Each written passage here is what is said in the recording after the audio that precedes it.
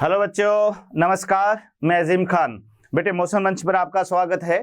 बेटे अपन lesson number जो 10 है बेटे हमारा, इसमें यहाँ पर लेकर आए हैं लेक्चर नंबर 2, जिसका नाम है मानव कल्याण में सूक्ष्मजीवी भाग 2। यानी बेटे यहाँ पर जो अध्ययन अपन कर रहे हैं लेसन नंबर 10 का, वह है बेटे यानी माइक्रोब इन ह्यूमन वेलफेयर।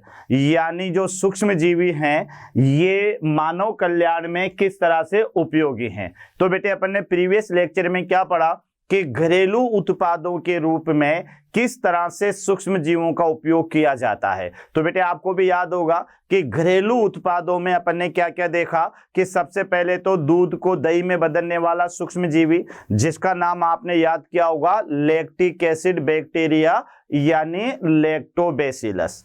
उसके अलावा बेटे इडली डोसा बनाने के लिए ईस्ट से प्राप्त होने वाला सेकेरोमाइसिस का आपने नाम याद किया होगा।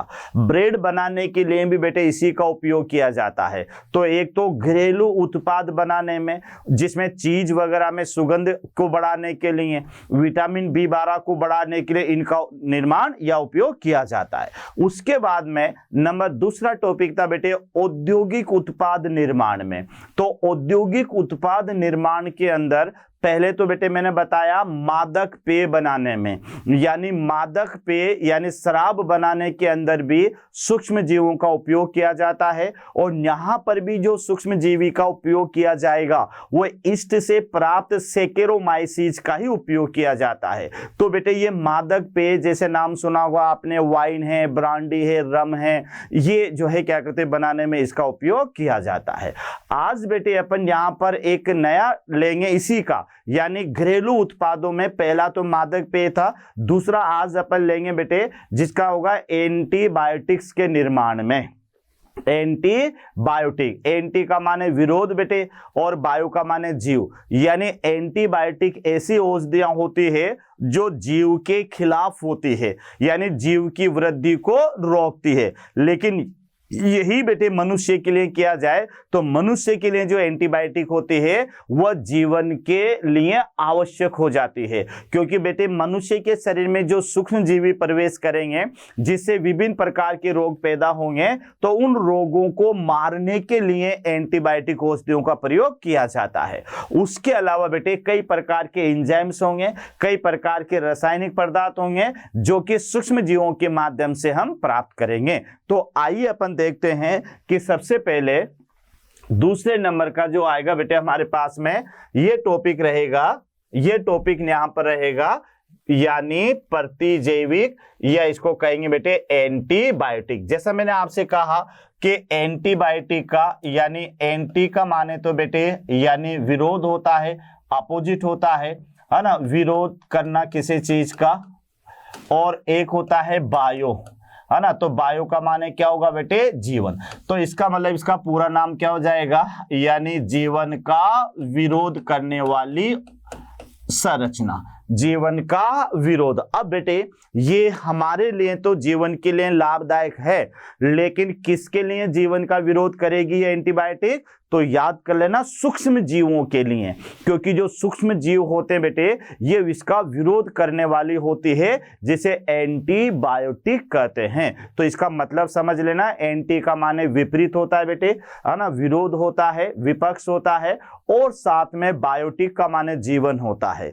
तो जीवन का विरोध करने वाली संरचना ये कहलाते एंटीबायोटिक। लेकिन बेटे ये किसके जीवन का विरोध करेगी, तो याद रखना ये केवल सूक्ष्म जीवियों के जीवन का विरोध करेगी। लेकिन मनुष्य के लिए जब ये सूक्ष्म जीवी विभिन्न प्रकार के रोग पैदा करेंगे तो मनुष्य के जीवन को तो बचाने में काम आते बेटे, लेकिन सूक्ष्म जीवों को ये मारने के काम आती है। आपको ये भी पता होगा कि सबसे पहले जिस एंटीबायोटिक को बनाया गया था बच्चों, वह एंटीबायोटिक थी पेनिसिलिन। अब इसकी पेनिसिलिन की खोज बड़ी रोचक है, यानी जो वैज्ञानिक था बेटे फ्लेमिंग, आपने सभी को याद होगा कि फ्लेमिंग ने सबसे पहले एंटीबायोटिक औषधि को डिस्कवर किया था जिसका नाम पेनिसिलिन था। बेटे पेनिसिलिन एक कवक से मिलती है जिसका नाम है पेनिसिलिन नोटेटम। अब हुआ क्या, ये फ्लेमिंग बेटे ये संयोग वंश डिस्कवर हुई बेटे ये एंटीबायोटिक, ईश्वर को इस धरती पर लाना था एंटीबायोटिक को, तो ये कैसे खोज भी देखिएगा। ये किसी पर प्रयोग कर रहा था बेटे, प्रयोग कर रहा था तो जो है अचानक इसको कहीं बाहर जाना पड़ गया। अब ये कहीं बाहर गया तो ये जिस प्लेट पर प्रयोग कर रहा था बेटे, 2-3 प्लेटें थी, उनको धोना भूल गया और वैसे के वैसे पटक के ये बाहर चला गया। जब ये वापस आया तो बेटे इसने देखा कि जिस प्लेट पर फफूंद छा गई वहां पर बेटे जो स्टेफोफाइलोबैक्टीरिया था उसका जो है बेटे संवर्धन नहीं हुआ, और जिस पर फफूंद नहीं थी उस प्लेट पर बहुत सारी बैक्टीरिया की कॉलोनियां बन गई। यानी ध्यान से समझो कि जिस प्लेट पर जो बेटे फफूंद आई उस प्लेट पर बैक्टीरिया जो स्टेफाइलोकोकस बैक्टीरिया था उसकी वृद्धि रुक गई, और जिस पर फफूंद नहीं थी उस पर बैक्टीरिया बहुत सारे बढ़ गए। तो इसने दिमाग लगाया कि इस फफूंद के अंदर, इस कवक के अंदर कुछ ऐसा रसायन मौजूद है जिसने इन जीवाणुओं की वृद्धि को रोके रखा, और उसी रसायन का जो नाम दिया बाद में वह दिया बेटे पेनिसिलिन। तो पेनिसिलिन पहली खोजी गई एंटीबायोटिक खोज दी है, और ये प्रयोग वंश नहीं खोजी, ये संयोग वंश खोजी गई है। तो कभी क्वेश्चन आ जाए कि ऐसी कौन सी एंटीबायोटिक खोज दी है जो प्रयोग वंश ना खोज करके संयोग वंश जिसको खोजा गया, तो वो औषधि थी पेनिसिलिन। तो आइए बेटे अपन इसी प्रतिजैविक औषधि के बारे में पढ़ते हैं। तो बेटे ध्यान रखना कि सूक्ष्म जीवों द्वारा प्रतिजैविक का उत्पादन 20वीं शताब्दी की अत्यंत महत्वपूर्ण खोज है और मानव कल्याण के लिए एक बहुत बड़ी उपलब्धि मानी जाती है। ये पहला पॉइंट आपको याद रखना है कि बेटे पहले ये बेटे ध्यान रखना 20वीं शताब्दी के अंदर ही एंटीबायोटिक आई, और इस एंटीबायोटिक ने अमेरिका के कई हजार सैनिकों को सेकेंड वर्ल्ड वॉर में बचाया भी था बेटे, याद रखना। तो ये पहले 18वीं 19वीं या जो है 17वीं शताब्दी में ये एंटीबायोटिक नहीं खोजी गई थी, ये 20वीं शताब्दी के अंदर ही इनको डिस्कवर किया, और ये मानव कल्याण के लिए एक बहुत बड़ी उपलब्धि मानी जाती है, और इसी के लिए बेटे फ्लेमिंग को नोबेल प्राइज भी दिया गया था। तो ये थोड़ा सा ध्यान रखना कि जो एंटीबायोटिक को डिस्कवर किया गया है बच्चों, वह 20वीं शताब्दी के अंदर डिस्कवर किया गया है, और इसकी खोज जो है प्रतिजैविक औषधियों की जो खोज है वो बेटे मानव कल्याण के लिए बहुत ही लाभप्रद है। आज मान लो अपन डॉक्टर के पास जाते हैं, कोई हमें बेटे बीमारी हो जाती है तो सबसे पहले डॉक्टर क्या कहता है, ले भाई इसके एंटीबायोटिक है, सर्दी जुकाम हो जाएगा तो एंटीबायोटिक, कान में दर्द होगा तो एंटीबायोटिक। तो बेटे कहने का मतलब ये हुआ कि आजकल हर बीमारियों के अंदर एंटीबायोटिक दी जाती है ताकि हमारे अंदर होने वाले सूक्ष्म जीवी की ग्रोथ को रोक सकती है। तो एक तो ध्यान रखना है, प्रतिजैविक एक प्रकार का रासायनिक पदार्थ होता है जिनका निर्माण कुछ सूक्ष्म जीवों द्वारा किया जाता है। तो ये बात क्लियर कर ले बेटे आप कि प्रतिजैविक जो है वो कोई जीव नहीं है, वो कोई जंतु नहीं है, यानी एंटीबायोटिक एक केमिकल होता है बेटे, है ना, जो विशेष सूक्ष्म जीवों से प्राप्त किया जाता है, जैसे स्ट्रेप्टोमाइसिन है ना, उसके अलावा बेटे जो है टेट्रासाइक्लिन है, ये पेनिसिलिन है। तो ये विशेष सूक्ष्म जीवों से तैयार की जाने वाला एक रासायनिक पदार्थ है। तो याद रखना एंटीबायोटिक क्या है बेटे, यानी जो सूक्ष्म जीवों की वृद्धि को रोके, एक तो ये याद कर लेना। उसके अलावा ये सूक्ष्म जीवों के द्वारा स्त्रावी एक प्रकार का रासायनिक पदार्थ है जो कि मनुष्य के जीवन को बचाता है। तो ये आपको याद रखना है। अन्य रोग उत्पन्न करने वाले जो सूक्ष्म जीव हैं उनकी वृद्धि को मंद अथवा ये उन्हें मार सकते हैं, ये इनका फंक्शन है बेटे। यानी आप तो सीधा याद कर लेना कि जो एंटीबायोटिक होती है, एंटीबायोटिक का माने है डिस्ट्रॉय माइक्रोब्स, डिस्ट्रॉय माइक्रोब्स यानी सूक्ष्म जीवों को नष्ट करने वाला एक केमिकल है। तो ये थोड़ा सा याद कर लेना कि सूक्ष्म जीवी क्या है। तो ये जो सूक्ष्म जीवी होते हैं बेटे, रोग उत्पन्न करने वाले जो सूक्ष्म जीवी हैं उनकी वृद्धि को मंद करते हैं या फिर उन्हें क्या कर देते हैं, मार देते हैं। तो बच्चों पहले याद कर लो, शॉर्ट नोट्स भी अगर आ जाए कि व्हाट इज द एंटीबायोटिक, और एग्जामिनर देगा बेटे इस टॉपिक को, क्योंकि एग्जामिनर भी चाहेगा कि उसके हर स्टूडेंट को एंटीबायोटिक्स के बारे में पता हो कि एंटीबायोटिक्स काम कैसे करती है। तो मैं फिर रिपीट कर देता हूं बेटे, एंटीबायोटिक क्या है कि सूक्ष्म जीवों से स्त्रावी एक रासायनिक पदार्थ होता है जो उसी सूक्ष्म जीव को ये मार देता है। तो सूक्ष्म जीवों को मारने वाली औषधि लेकिन मानव कल्याण के लिए बहुत लाभदायक औषधि मानी जाती है। इतना आपको याद रखना है। एंटीबायोटिक बेटे सूक्ष्म जीवों से प्राप्त की जाती है और ये जो सूक्ष्म जीवों से तो प्राप्त की जाती है लेकिन सूक्ष्म जीवों के विरुद्ध ही बेटे उन्हें नष्ट करने में ये काम आती है। तो इस तरह से आपको ये याद रखना है। नेक्स्ट आगे बढ़ते हैं बेटे अपन। तो यहां आप देखो कि आप पेनिसिलिन के बारे में ये ध्यान रखना, पेनिसिलिन सबसे पहला एंटीबायोटिक औषधि थी, ये याद रखना बेटे। यानी अगर आपसे कहे कि फर्स्ट एंटीबायोटिक औषधि कौन सी है तो याद कर लेना बेटे कौन सी औषधि है, यानी पेनिसिलिन। मैंने क्या कहा बेटे कि जिसकी खोज एक प्रकार का हादसा थी, हादसा बोल दो या क्या बोल दो बेटे, इसे संयोग कह दो। हादसा थी या संयोग मान लेते हैं अपन, क्या कि जो फ्लेमिंग था बेटे वह प्लेट को धोना भूल गया था, गलती से धोना भूल गया था। अब ये ईश्वर को खोज करवाना था बेटे उसी के हाथों। जब वो वापस आया तो बेटे उसने क्या देखा कि उस प्लेट में बेटे कुछ फफूंद आ गई जिसकी वजह से जो स्टेफाइलोकोकस बैक्टीरिया था उसकी वृद्धि नहीं हो पाई और कुछ प्लेट में बेटे फफूंद नहीं थी तो उसमें ग्रोथ ज्यादा हो गई। तो उसने इतना तो वैज्ञानिकों में दिमाग होता है, उसने देख लिया कि यार जिसके अंदर फफूंद आई इसने बैक्टीरिया की वृद्धि को नहीं होने दिया और जिसमें बेटे ये फफूंद नहीं थी उसमें बैक्टीरिया आसानी से ग्रोथ हुआ। तो उसने देखा कि इस फफूंद, वह फफूंद क्या थी, वह कवक थी बेटे, पेनिसिलिन नोटेटम था वो, ध्यान रखना। उसमें कुछ ऐसा रासायनिक मौजूद है जो कि इस जीवाणु की वृद्धि को रोके रख रहा है और उसी रसायन का जो नाम पड़ा वो नाम पड़ा पेनिसिलिन। तो बेटे मैं फिर आपसे यही कहूंगा कि पेनिसिलिन की खोज प्रयोग से नहीं हुई, किसी हादसे या संयोग से इसकी खोज हुई। तो ये याद रखना, कभी क्वेश्चन आ जाए कि ऐसी कौन सी एंटीबायोटिक थी जिसकी खोज एक हादसा के रूप में हुई, तो जवाब पेनिसिलिन याद करना। और ये पेनिसिलिन प्रथम खोजी गई एंटीबायोटिक औषधि है। तो ये तो आपको याद रखना बेटे, यानी सबसे पहला एंटीबायोटिक है ये। अब देखो जिसे एक प्रकार का हादसा थी, अलेक्जेंडर जो फ्लेमिंग है बेटे, जब स्टेफाइलोकोकस बैक्टीरिया पर कार्य कर रहे थे तो उन्हें एक बार दिखाई दिया कि जिस प्लेट पर वह कार्य कर रहे थे उन्हें एक दिन बिना धुली प्लेट पर मोल्ड उत्पन्न हो गई। यानी मोल्ड का माने बेटे कवक उत्पन्न हो गए, जिसके कारण स्टेफाइलोकोकस वृद्धि न कर सका और उन्होंने पाया कि यह प्रभाव मोल्ड द्वारा उत्पन्न एक रसायन पेनिसिलिन द्वारा था। तो ये आपको बेटे याद करना है, अपनी लैंग्वेज में याद कर लेना है कि जो अलेक्जेंडर फ्लेमिंग था ये स्टेफाइलोकोकस पर काम कर रहा था बेटे। तो इसकी प्लेटों में बैक्टीरिया तो थे सही, लेकिन एक दिन क्या किया बेटे, एक प्लेट को ये धोना भूल गया। तो जिस प्लेट को ये धोना भूल गया उसमें मोल्ड डेवलप हो गई। यानी मोल्ड एक कवक का नाम है जिसका नाम है पेनिसिलिन नोटेटम। तो ये कवक वहां पर पैदा हो गई और इस कवक ने क्या किया कि वो स्टेफाइलोकोकस था बेटे उसकी वृद्धि को रोके रखा, यानी वहां पर इसने वृद्धि को नहीं होने दिया। और फिर देखा उसने कि ये स्टेफाइलोकोकस में वृद्धि किसके कारण रुकी, तो उसने देखा कि मोल्ड के कारण एक रासायनिक पदार्थ बेटे वहां से स्त्रावी हुआ और उस रासायनिक पदार्थ का नाम था पेनिसिलिन। तो ये पेनिसिलिन ने क्या किया, उस कवक की वृद्धि को रोके रखा। यानी ये जो पेनिसिलिन स्त्रावी पदार्थ था इसने बेटे वहां पर स्टेफाइलोकोकस जो जीवाणु है उन जीवाणु की वृद्धि को रोके रखा। तो ये ध्यान रखना बेटे, याद रह जाएगा।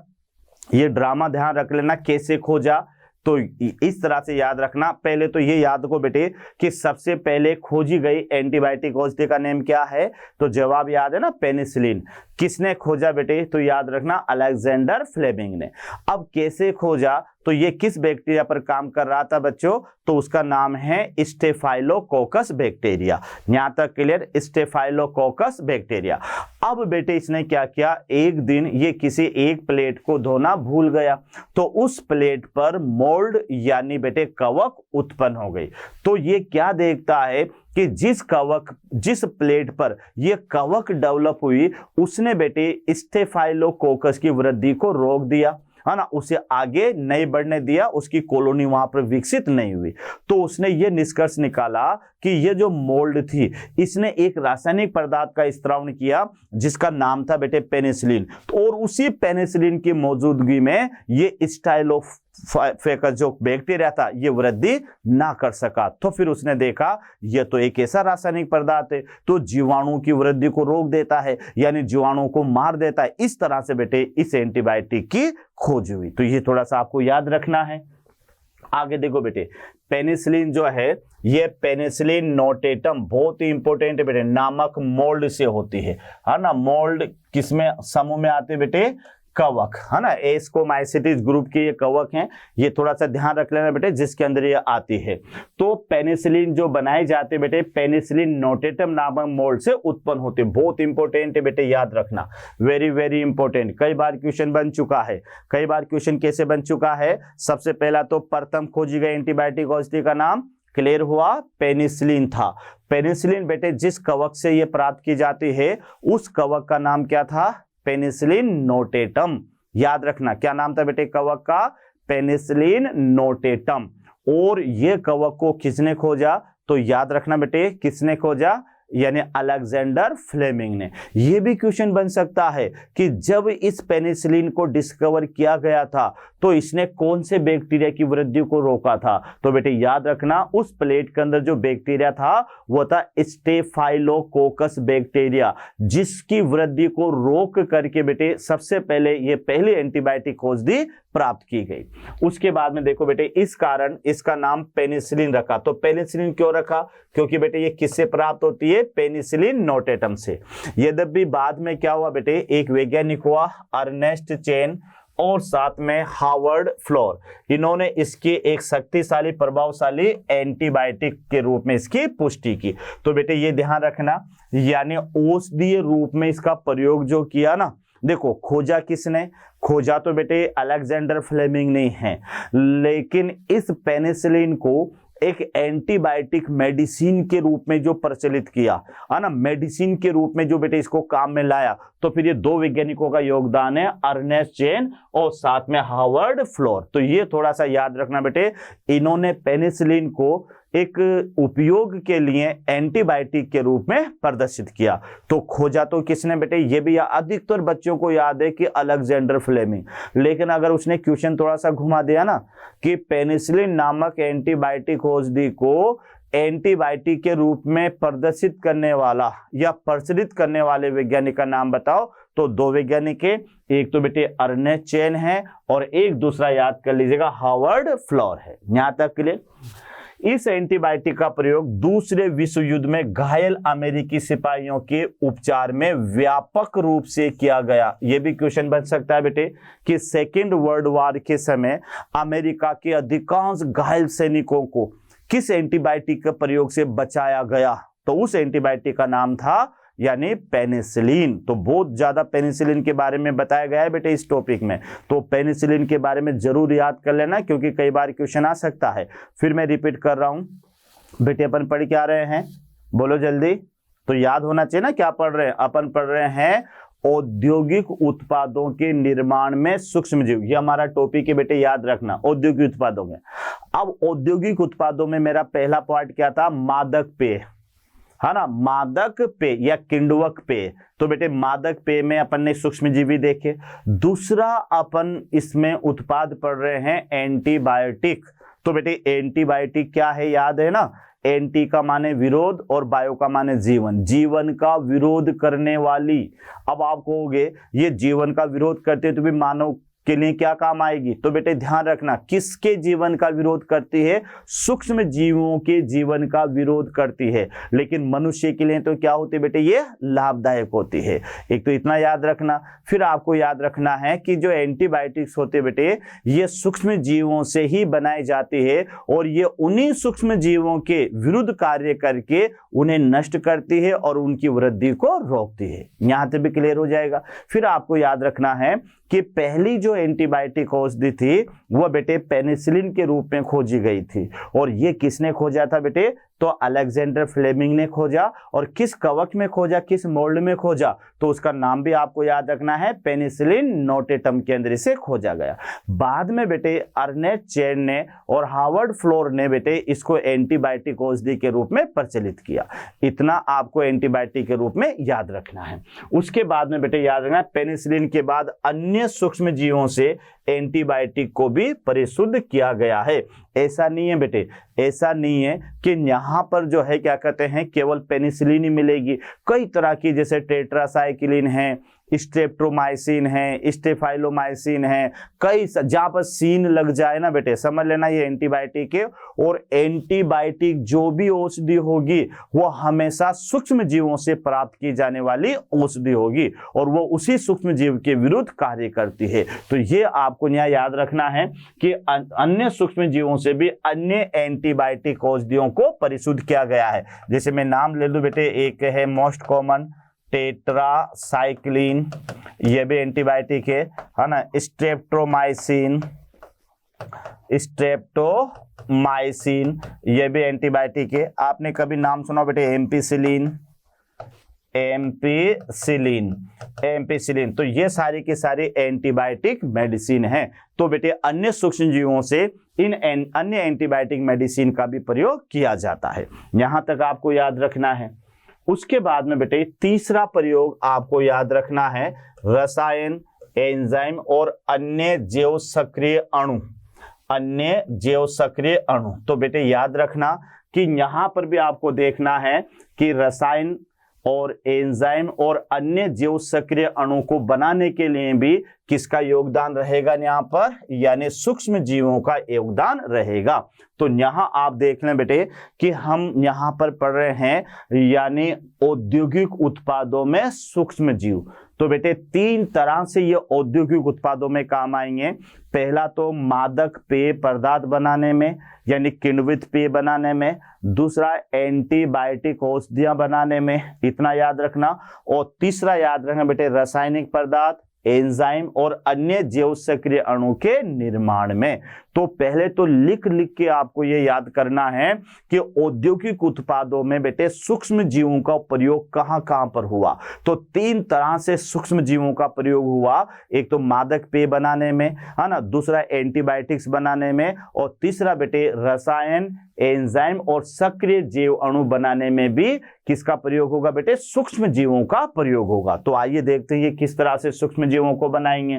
तो बेटे यहां पर देखो रसायन जैसे कार्बनिक अम्ल है, एल्कोहल है, एंजाइम आदि के व्यावसायिक तथा औद्योगिक उत्पादन में सूक्ष्म जीवों का बड़े पैमाने पर उपयोग किया जाता है। तो बेटे ये यहाँ पर ये पहला पॉइंट आपको याद रखना है कि बेटे यहाँ औद्योगिक स्तर पर एक तो व्यावसायिक यानी व्यापार करने के लिए औद्योगिक उत्पाद में सूक्ष्म जीवों का बड़ा पैमाने पर उपयोग होता है। अब क्या क्या बनाने में, जैसे कार्बनिक अम्ल बेटे नाम सुना होगा कार्बनिक अम्लों का, सिट्रिक एसिड है ना, मैलिक एसिड है, ऑक्जेलिक एसिड है, ब्यूटायरिक एसिड है, एसिटिक एसिड है। सिरका में क्या मिलता है आपको, एसिटिक एसिड मिलता है बेटे। तो कई प्रकार के कार्बनिक अम्लों के निर्माण में इसका यूज लिया जाएगा, जैसे एसिटोबैक्टर एसिटाई, तो बेटे ये एसिटिक एसिड बनाने में, ब्यूटायरिक एसिड बनाने में भी इसका जो है ब्यूटायरिकम एक बैक्टीरिया उसका यूज लिया जाएगा।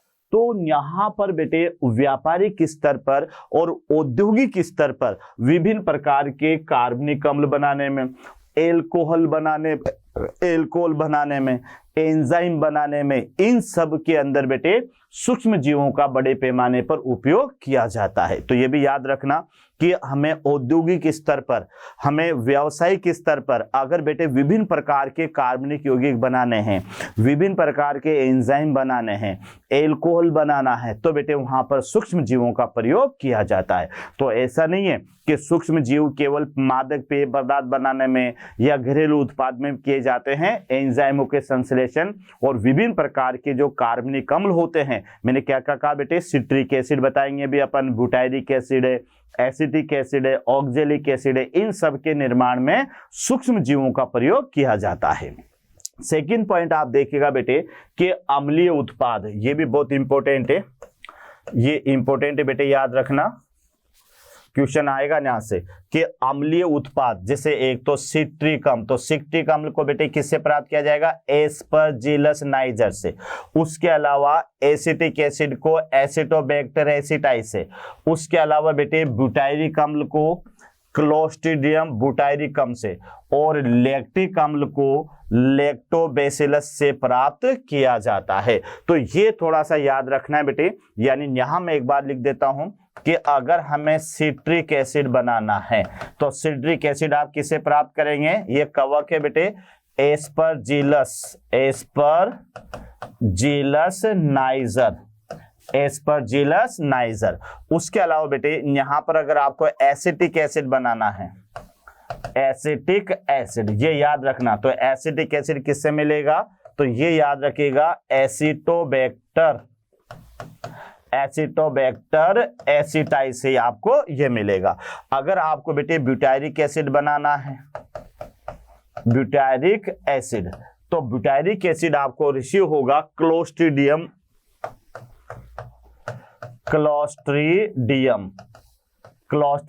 और ब्यूटाइलिकम। तो ये थोड़ा सा याद रखना। और अगर लैक्टिक एसिड तो बारे में तो अपन पहले ही पढ़ चुके बेटे, यानी लैक्टोबैसिलस, या इसे कहा जाएगा लेब का माने तो याद है ना, लैक्टिक एसिड बैक्टीरिया। तो बेटे ध्यान रखो कि यहां पर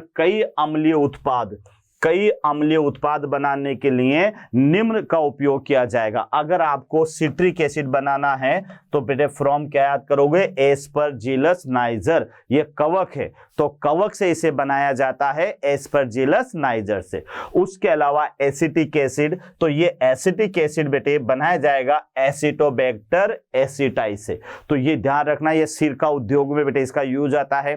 कई प्रकार के जो पिकल्स होते हैं, अचार वगैरह होते बेटे, उन्हें इकट्ठा करने के लिए वहां पर भी ये काम आता है।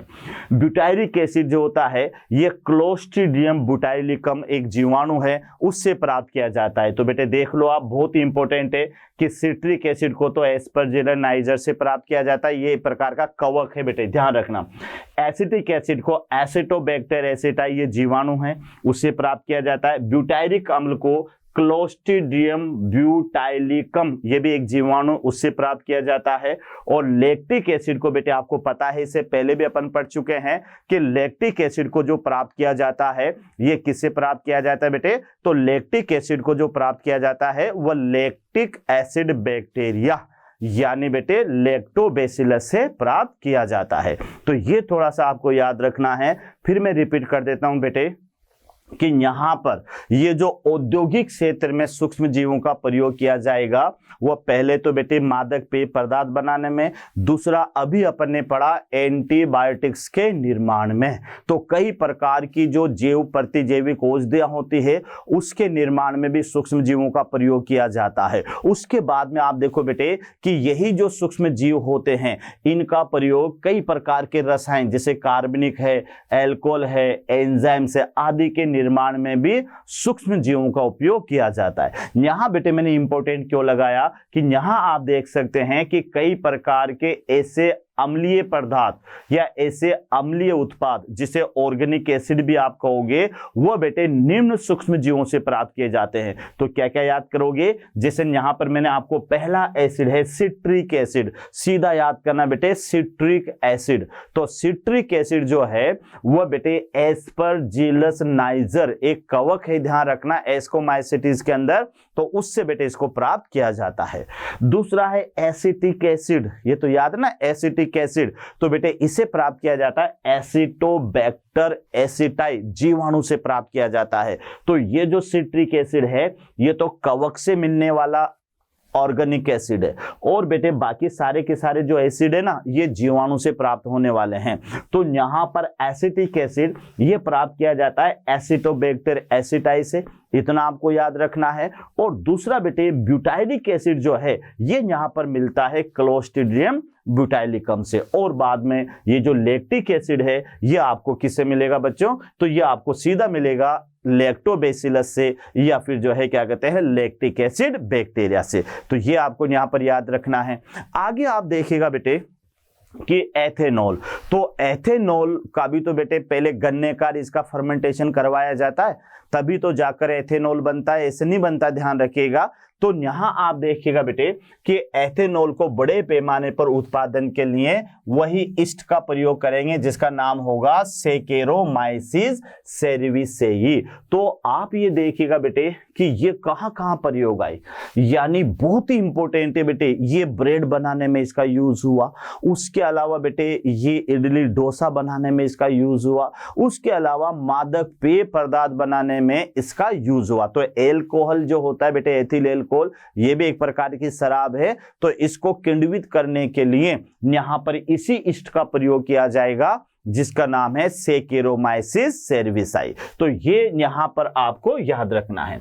फिर यहां दे रखा है बेटे एक एंजाइम है जिसका नाम है, देखो याद रखना बेटे, एथेनॉल। तो एथेनॉल के निर्माण में किस सूक्ष्म जीवी का उपयोग किया जाएगा? सैकेरोमाइसिस। यानी बेटे एथेनॉल जो है, एथेनॉल यानी शराब जो है वह कई तरह से बनाई जाती है बेटे। गन्ने से भी बनाई जाती है, चावल से भी बनाई जाती है, गेहूं से भी बनाई जाती है। इनसे पहले माल्ट बनाया जाता है और फिर माल्ट के बाद में बेटे जो है क्या कहते हैं, उसे एथेनॉल बनाया जाता है, किण्वन किया जाता है, उसका आसवन किया जाता है, बाद में शराब बनती है। तो बेटे उसको जो किण्वन करेंगे ना माल्ट को, वहां काम आएगा सैकेरोमाइसिस सेरेविसाई। तो ये ईस्ट याद रखना। तो एथेनॉल बनाने में इसका यूज हो गया। देखो पहले तो अपन ने किस में यूज लिया बेटे? कार्बनिक अम्लों के निर्माण में। तो कार्बनिक अम्लों के निर्माण में एक तो ईस्ट का उपयोग हुआ, उसके अलावा बेटे दूसरा जो है जीवाणु का उपयोग होगा, जिसमें क्लोस्ट्रीडियम जो है जीवाणु भी था, बुटाइलिकम था, है ना, एसिटोबैक्टीरिया एसिटाई भी था और लैक्टिक एसिड बैक्टीरिया भी था। दूसरा यूज बेटे एथेनॉल के लिए याद कर लेना। तो एथेनॉल बनाने में किस सूक्ष्म जीवी का प्रयोग किया जाएगा? तो एथेनॉल बनाने के लिए बेटे वही ईस्ट का प्रयोग किया जाएगा जिसका नाम क्या होगा? सैकेरोमाइसिस सेरेविसाई। याद रखना बेटे, क्या नाम होगा उसका? सैकेरोमाइसिस सेरेविसाई। इतना याद करना है। उसके बाद में आप देखो बेटे, अगर लाइपेज बनाना है, ये एंजाइम है बेटे, लाइपेज एंजाइम, ये याद रखना, लाइपेज एंजाइम। वैसे तो ये लिपिड से रिलेटेड होता है बेटे, कभी नाम सुना हो लाइपेज का, तो ये लिपिड को फैटी एसिड और ग्लिसरॉल में तोड़ने वाला होता है। तो यहां आप देखिएगा कि लाइपेज एक अपमार्जक यानी डिटर्जेंट बोलते हैं बेटे इसको, सर्वप्रथम धुलाई में, कपड़ों में तेल दबो के हटाने में किया जाता है। तो ये लाइपेज का जो निर्माण है ये भी सूक्ष्म जीवों से किया जाता है। उसके अलावा आप देखो बेटे अगला एंजाइम है पेक्टिनेज और एक प्रोटेजेस का प्रयोग बोतल वाले रस को अधिक स्वच्छ और साफ बनाने में किया जाता है। यानी बेटे ये जो पेक्टिनेज है, और पर देखो हम घरों के अंदर जो जूस बनाते हैं, यहाँ अंतर समझना बेटे, घरों के अंदर जो जूस बनाते हैं वो इतना साफ सुथरा नहीं बनता है बेटे, वो गाढ़ा गाढ़ा सा हमें नजर आता है। लेकिन वही जूस अपन डिब्बा पैक लाते हैं मार्केट से, तो बेटे मार्केट से जो डिब्बा पैक जूस होता है बेटे, वो जूस हमें कितना साफ सुथरा नजर आता है, बिल्कुल क्लीन नजर आता है। तो वह जूस बेटे ये एंजाइमों से उपचारित होता है जिसका नाम है पेक्टिनेज और एक प्रोटीएज एंजाइम। तो ये एंजाइम उस जूस को जो है स्वच्छ और साफ सुथरा बनाने में काम आते हैं। उसके बाद में देखो बेटे यहाँ है एक तो स्ट्रेप्टोकाइनेज और स्ट्रेप्टोकोकस जीवाणु द्वारा उत्पन्न होता है, जो आनुवांशिक इंजन द्वारा रूपांतरित किया जाता है। यानी बेटे ये जो एंजाइम यहाँ पर हमें मिलते हैं वह स्ट्रेप्टोकाइनेज और स्ट्रेप्टोकोकस जीवाणु द्वारा उत्पन्न होता है, जो आनुवांशिकी इंजीनियरिंग द्वारा ये रूपांतरित किया जाता है। इसका उपयोग रोगियों में रक्त वाहिनी के थक्का जमाने में भी किया जाता है, जिसे अपन थक्का स्फोटन कहते हैं। तो यहां आप ध्यान से देख लें, यहां आप ध्यान से देख लें बच्चों कि यहां पर आपको ये याद रखना है कि देखिएगा कि ये जो पेक्टिनेज है और प्रोटीन, ये क्वेश्चन आ सकता है कि डिब्बा बंद जो जूस होता है ना बच्चों, डिब्बा बंद जो जूस होता है, रस होता है, वो इतना साफ क्लीन क्यों होता है? तो जवाब दे देना कि वहां पर एक एंजाइम होता है पेक्टिनेज और दूसरा एंजाइम है प्रोटीजेज। ये दो एंजाइम जो है ये डिब्बा बंद जूस को साफ और सुथरा बनाने के काम आते हैं। उसके अलावा रुधिर में थक्के को रोकने वाला या क्लोट को हटाने वाला, तो ये बेटे स्ट्रेप्टोकाइनेज और स्ट्रेप्टोकोकस जीवाणु जो होते होता है बेटे, है ना, ये एक आनुवांशिक इंजीनियरिंग द्वारा उत्पन्न किया जाता है। इसका जो प्रयोग होता है ये रक्त वाहिनियों में रक्त का थक्का हटाने में यानी थक्का स्फोटन के रूप में प्रयोग किया जाता है। थक्का स्फोटन का माने ये होगा थक्के को बेटे तोड़ने वाला, है ना, थक्के को, जहां मान लो वाहिनी के अंदर ब्लड क्लॉट हो गया तो उस ब्लड जो क्लॉट हुआ है ना उस क्लॉट को हटाने वाला जो बैक्टीरिया होगा या होगा उसका नाम होगा यहां पर स्ट्रेप्टोकाइनेस और स्ट्रेप्टोकोकस जीव, यानी जो बेटे स्ट्रेप्टोकाइनेस जो एंजाइम है ना ये स्ट्रेप्टोकोकस जीवाणु द्वारा उत्पन्न होता है, ये याद रखना। और इस स्ट्रेप्टोकाइनेस का जो यूज है वो यूज किसमें किया जाएगा, थक्का स्फोटन के रूप में इसका प्रयोग किया जाता है। तो अच्छी तरह से आप समझ ले बेटे कि स्ट्रेप्टोकाइनेस जो एंजाइम है ये स्ट्रेप्टोकोकस जीवाणु द्वारा उत्पन्न होता है, ये एक आनुवांशिक इंजीनियरिंग के द्वारा रूपांतरित किया गया है। और इसका जो प्रयोग है स्ट्रेप्टोकाइनेस का प्रयोग ये बेटे रुधिर वाहिनियों में थक्का या क्लॉट को हटाने में किया जाता है, जिसे आप कह सकते हो यानी थक्का स्फोटन के रूप में इसका प्रयोग किया जाता है। तो इतना आपको यहां पर याद रखना है। अब यहां आप देखिएगा बेटे अन्य जैव सक्रिय अणु, ये भी थोड़ा सा याद रखना है। अन्य जैव सक्रिय अणु जिसका नाम है यानी साइक्लोस्पोरीन ए, ये वर्ड थोड़े से याद करना बेटे, लिख लिख के याद करोगे तो याद होगा आपको। तो यहां पर दे रखा है कि अन्य सक्रिय जैव अणु जो है वह है साइक्लोस्पोरीन ए, जिसका प्रयोग अंग प्रत्यारोपण में, अंग प्रत्यारोपण यानी इसे आप कह सकते हो बेटे ऑर्गन ट्रांसप्लांटेशन, ऑर्गन ट्रांसप्लांटेशन में प्रतिरक्षा निरोधक यानी इम्यूनो सप्रेसिव कार्य के रूप में किया जाता है। अब समझो ध्यान से बेटे, अन्य सक्रिय जैव अणु है साइक्लोस्पोरीन ए, याद रखना बेटे, यानी यहां मैं लिख देता हूं साइक्लोस्पोरीन ए, ये है बेटे एक तरह से इम्यूनो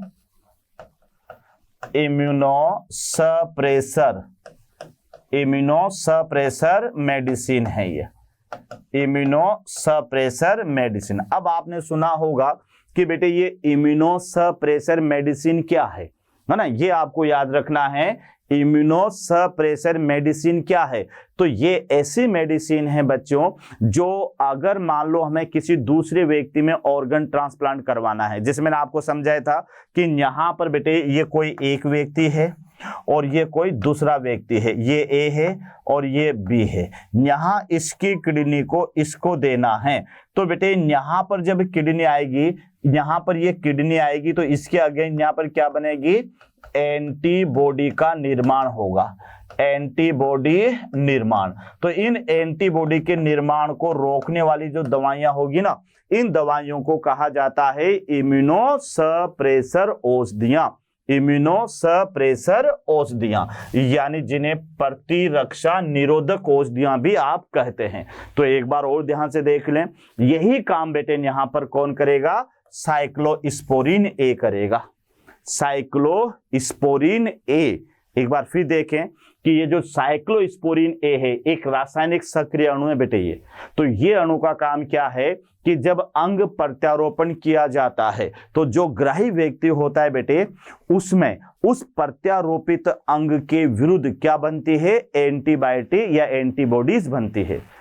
तो उस प्रत्यारोपित अंग के विरुद्ध जो एंटीबॉडी बनती है उस एंटीबॉडी को निर्माण को रोकने वाला अणु है ये। तो इसे क्या कहेंगे, यानी प्रतिरक्षा निरोधक कहा जाता है। प्रतिरक्षा निरोधक का माने बेटे इम्यूनो सप्रेसिव, इम्यूनो सप्रेसिव, ये वर्ड याद करना, इम्यूनो सप्रेसिव। तो इम्यूनो सप्रेसिव का माने यही है बच्चों कि ये उस प्रत्यारोपित अंग के विरुद्ध जो मेडिसिन बनेगी एंटीबॉडी उसके निर्माण को रोकेगी। इसका उत्पादन किससे, अब ये देखो बेटे, तो इसका उत्पादन किससे किया जाएगा, ट्राइकोडर्मा पॉलीस्पोरम नामक कवक से होता है। तो ये भी याद रखना, इसका जो निर्माण होगा बेटे ये होगा ट्राइकोडर्मा, ट्राइकोडर्मा पॉलीस्पोरम, पॉलीस्पोरम। तो ये थोड़ा सा आपको याद रखना है, ये ट्राइकोडर्मा बेटे वही कवक है जो फंगल इन्फेक्शन भी डेवलप करती है, ट्राइकोडर्मा। तो याद रखना बेटे कि यहां पर एक सक्रिय जीवाणु है जिसका क्या नाम है, साइक्लोस्पोरिन ए। और ये जो साइक्लोस्पोरिन ए है इसका निर्माण किससे होता है, तो फंजाई से होता है, कवक से होता है, और उस कवक का नाम है ट्राइकोडर्मा पॉलीस्पोरम। अब बेटे इसका मैं फिर आपको रिपीट कर रहा हूं बेटे, इसका काम यह है कि प्रत्यारोपित अंग के विरुद्ध जो एंटीबॉडी बनती है, प्रत्यारोपित अंग के विरुद्ध जो एंटीबॉडी बनती है उसके निर्माण को रोकता है। तो ऐसी औषधियां जो प्रत्यारोपित अंग के विरुद्ध बनने वाली एंटीबॉडी के निर्माण को रोके, तो ऐसी औषधियां इम्यूनोसप्रेसिव ड्रग्स कहलाती है। तो सीधा क्वेश्चन आएगा बेटे कि साइक्लोपोरिन ए क्या है, इम्यूनोसप्रेसिव मेडिसिन है, यानी प्रत्यारोपित अंग के विरुद्ध जो एंटीबॉडी बनती है उसके निर्माण को रोकती है। तो ये सक्रिय जीवाणु है। तो बेटे क्या क्या बना, लाइपेज के रूप में एंजाइम का यहाँ पर निर्माण हुआ, प्रोटीज पेक्टिनेज के रूप में एंजाइम बना, है ना, स्ट्रेप्टोकाइनेज के रूप में एंजाइम बना, उसके बाद में बेटे एल्कोहल के रूप में यहाँ पर ये यूज आया सैक्रोमाइसिस। उसके अलावा बेटे ये सक्रिय जीवाणु है, कौन सा, स्ट्रेप्टोमाइसिन, तो ये भी यहाँ पर यूज आया। आगे देखिएगा बेटे कि एक मोनोस्कस परफ्यूरस ईस्ट, ये भी याद रखना, मोनोस्कस परप्यूर ईस्ट से उत्पन्न होता है, ये ध्यान रखना, मोनोस्कस परप्यूरियस, ये ईस्ट से उत्पन्न स्टेटिन का व्यापार बेटे, ये कवक का नाम है, मोनोस्कस परप्यूरियस ईस्ट से उत्पन्न स्टेटिन, ये दवाई का नाम है, का व्यापारिक स्तर पर प्रयोग रक्त में कोलेस्ट्रॉल को घटाने के काम में लिया जाता है। तो ये भी बहुत इंपॉर्टेंट है बेटे, यानी स्टेटिन, ये स्टेटिन एक प्रकार का सक्रिय जीवाणु है जो रक्त में कोलेस्ट्रॉल को क्या करता है, घटाता है या कम करता है। और इस कोलेस्ट्रॉल को कम करने वाला जो स्टेटिन है ना बेटे, ये किससे प्राप्त किया जाता है, तो ये मोनास्कस परप्यूरियस ईस्ट से प्राप्त किया जाता है। अब बेटे ये लिख लिख के तुम याद करोगे तब जाके ये याद होंगे। तो एक बार मुझे रिपीट करवा दीजिएगा बच्चों कि यहां अपन पढ़ रहे हैं औद्योगिक उत्पादों में सूक्ष्म जीव। तो औद्योगिक उत्पादों में जो सूक्ष्म जीव हैं उनको 3 रूपों में बेटे अपन ने पढ़ा। तो पहला रूप तो था मादक पेय पदार्थों के निर्माण में, दूसरा रूप पढ़ा बेटे हमने एंटीबायोटिक औषधियों के निर्माण में, और तीसरा रूप अपन ने यहाँ पर पढ़ा कि एंजाइम, रासायनिक पदार्थ और एल्कोहल के निर्माण में। तो इस तरह से बेटे आपको ये टॉपिक याद करना है कि किस तरह से औद्योगिक उत्पाद में, देखो बेटे हमने सबसे पहले तो घरेलू उत्पाद में सूक्ष्म जीवों का प्रयोग पढ़ा प्रीवियस लेक्चर में, और इस लेक्चर में बेटे अपन ने पढ़ा औद्योगिक उत्पादों के रूप में सूक्ष्म जीवी। तो बेटे ये आपको याद करना है, और याद करोगे बेटे तभी ये टॉपिक याद होगा, क्योंकि ये भी आपको पता है कोई इसमें लीवर की संरचना नहीं है, कोई हार्ट की संरचना नहीं, जिसके डायग्राम को डिस्क्राइब करेंगे और अपन को एक एक चीज याद हो जाएगी। ये कुछ ऐसे टॉपिक होते बेटे, क्योंकि हर जगह गुलाब जामुन नहीं आते हैं, कभी कभी मूंगफली भी छील कर खानी पड़ती है। तो ये मूंगफली समझो आप इन टॉपिकों को, क्योंकि बेटे ये टॉपिक सीधे आपको याद करने ही पड़ेंगे, इसमें कोई ऐसी स्ट्रक्चर नहीं होती है जिसके बेस पर अपन इसको समझा सके। तो इनको तो बेटे लिख लिख के याद करना है ना, लिख लिख के याद करोगे, बार बार पढ़ोगे तो बेटे ये टॉपिक याद होगा। ओके बेटे, तो मोशन मंच की ओर से आपको एक बार फिर बहुत बहुत धन्यवाद, थैंक यू। आशा करता हूं हमारे टॉप एजुकेटर का यह लेक्चर आपको पसंद आया होगा। अगर पसंद आया है तो वीडियो को लाइक करिए, चैनल को सब्सक्राइब करिए और शेयर भी करिए, क्योंकि ज्ञान बांटने से बढ़ता है और सही बताऊं तो पुण्य भी मिलता है। मुझे सुनने के लिए बहुत बहुत धन्यवाद, थैंक यू।